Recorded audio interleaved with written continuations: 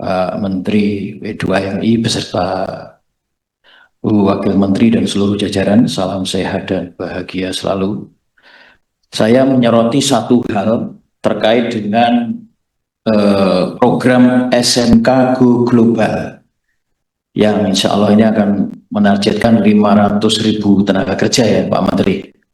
Ini kita mengapresiasi, namun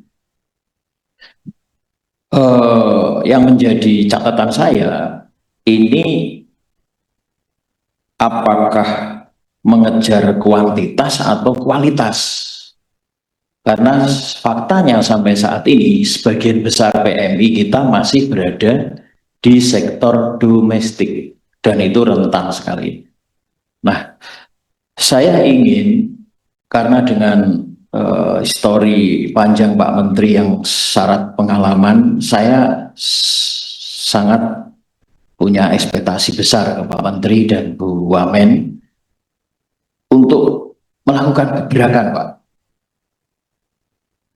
Karena Indonesia ini selain kita memiliki SDA, sumber daya alam yang melimpah, kita ini juga memiliki sumber daya manusia yang juga sangat melimpah. Dengan jumlah penduduk yang di atas 280 juta, kalau dibandingkan dengan negara sebelah Filipina dengan jumlah penduduk yang hanya 117 juta, ini kita tidak sebanding kalau urusan PMI, Pak. Kita kalah jauh. Di Filipina, saya lihat data, remitansi yang dihasilkan itu antara 600 sampai 700 triliun. Sementara kita Bapak tadi menyampaikan 2024 253 triliun dan alhamdulillah 2025 288 triliun. Alhamdulillah naik, tapi masih jauh Pak dibanding Filipina. Nah, saya kalau beberapa kali mengikuti kunjungan kerja dengan Komisi 9 ke luar negeri, saya cukup kaget ketika kami ke Australia. Kita berhadapan-hadapan langsung dengan pihak Kementerian Kesehatan Australia dan juga kedutaan besar kita. Mereka menyampaikan saat ini Australia itu membutuhkan 75.000 tenaga kesehatan. Dan informasi yang membuat kita prihatin, Indonesia hanya mengisi 5%-nya saja. Kita tanya, mana yang paling banyak tenaga kesehatan yang diterima? Yang paling banyak didominasi oleh Filipina, Myanmar, dan lain sebagainya. Apa kendalanya? PMI dari Indonesia hanya sedikit. Sebenarnya dari pihak Australia sangat suka dengan tipikal PMI dari Indonesia, pekerja keras, ramah, sabar. Titik lemahnya kita adalah di bahasa. Di bahasa. Waktu kita ke Korea, titik lemah kita juga di bahasa. Nah, saya ingin Pak Menteri ini melakukan sebuah gebrakan, berelaborasi kerjasama dengan Kemendikbudrismen. Ini nggak bisa Pak kalau nggak mulai dari bawah Pak.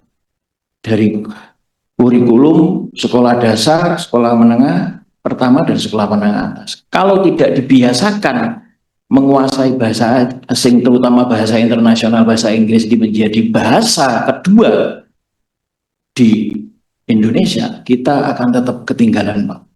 Artinya kita ini kita lengah, kita ini tidak menangkap potensi yang sudah diberikan oleh alam semesta, oleh Tuhan kepada kita, yaitu berupa sumber daya manusia yang melimpah.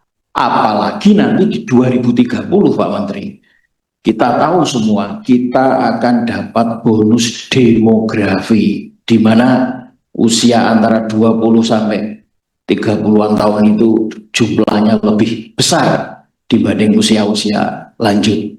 Saya kira itu, dan saya menyoroti titik lemah kaitannya pembelajaran bahasa Inggris di Indonesia ini yang masih berfokus pada hafalan kosakata, pada grammar, dan kurang menekankan pada praktek percakapan sehari-hari.